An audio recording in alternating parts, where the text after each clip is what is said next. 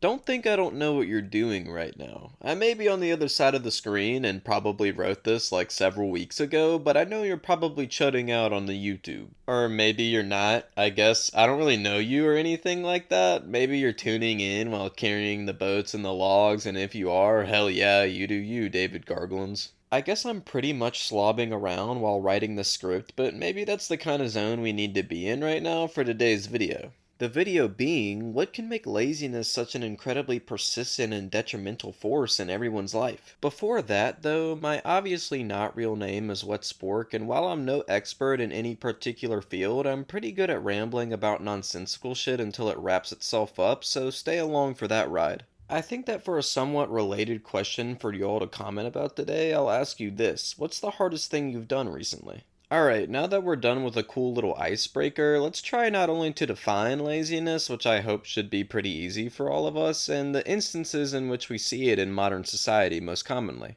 The straightforwardness of laziness itself is actually probably one of the nice characteristics about it. It's simply a disposition towards inactivity, even when activity is possible, and particularly more so when that activity is a necessity or beneficial. I mean, it's important not to mischaracterize it either. Someone isn't simply lazy just because they choose not to do something. It could be that they're not capable of completing the task effectively or choosing an activity in the moment in favor of resting so that activity later will be more productive. It's also probably important to clarify that laziness is in several ways subjective and heavily reliant on the goals someone has in life or even just within an hour.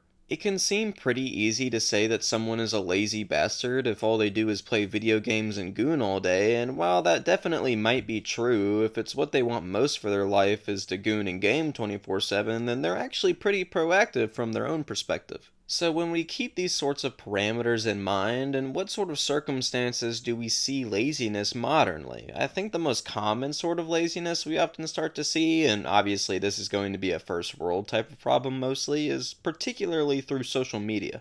The simple fact is that most of the time, someone's main goal in life isn't going to be doom scrolling on Instagram Reels and looking up funk edits of Tung Tung Tung Sahura, affectionately known as Triple T. Despite their life goals not involving the big T, the addiction is real and extends to myself as well, where we can find ourselves sort of mindlessly scrolling when there are things we want or need to do. These sorts of examples often end up being situations in which we choose the easier task when we could be doing something more productive working towards a maybe not so urgent task. Procrastination is definitely going to be a stinger form of laziness to many people here as well. A task can seem pretty daunting and sometimes exhausting, but when the deadline is far away, instead of making more feasible steps towards completion along the way to stretch the load, we can often end up waiting until the last second in favor of a more relaxing time in the present. I think probably one of the biggest plagues today, particularly involving the environments and other similar factors, is like an extraordinarily gigantified form of procrastination. One in which we can't bring ourselves to fight for a better future because we can't truly know how harmful or dangerous it can be until we've already forced ourselves straight into it. We can fall into the self-deprecating trap that as an individual we are capable of nothing, and while it's rightful to do so, pin the blame on megacorporations or other such figures while continuing to perpetuate the disaster at a smaller scale ourselves.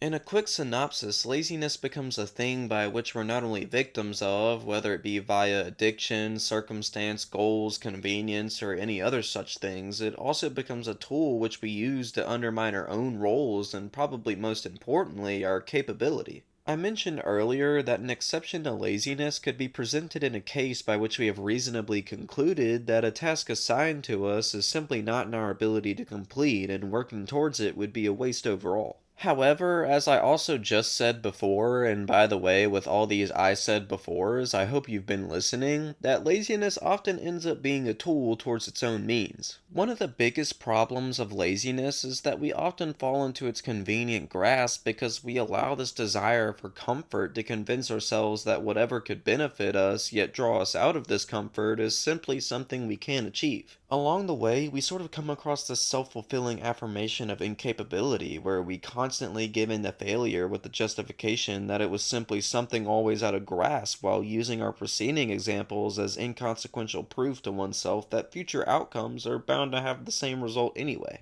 maybe we convince ourselves in a similar fashion that the results of those efforts simply don't matter and therefore reduce the perceived need to put forth effort. This can also be certainly true, but I believe it can also turn out that this is often just another way in which we mistakenly judge at a very surface level what we can gain from that work or just how much capability we actually have for growth through these experiences. But the truth is that you're probably much more capable of anything and of growing than you give yourself credit for. Maybe it's not what you're capable of right now, but something that through the forsaking of the temptation of laziness that you are capable of being capable of. Yeah, I know. It's much more easily said than done, and trust me, writing this script out and eventually voicing it is as much as a preaching to me as it would be to any of you watching. The flip side of the coin also suggests that maybe I'm too optimistic about our own capabilities, that I've concocted some potentially harmful positive feedback loop of perceived imminent success, but even at that end, I think it's much better to believe in an aspect which would always be towards trying to achieve than one which never steps foot in its direction. I'm also not suggesting that we're some perfect beings and expect us to suddenly rip ourselves away from laziness. It's something that I think will always play a part in someone's life and in some cases might be beneficial and to that extent maybe not even true laziness.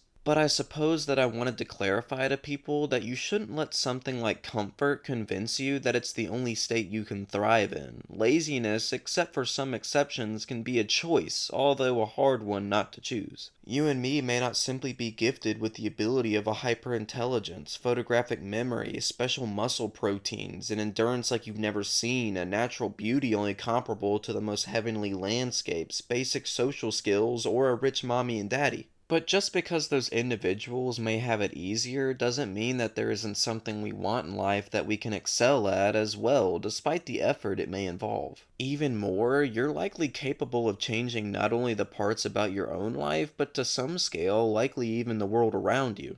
Of course, it's all up to you if that's something you truly want to do, or whether or not laziness is even an obstacle to what you want to do in life, but no person ever changed the world because they believed they couldn't.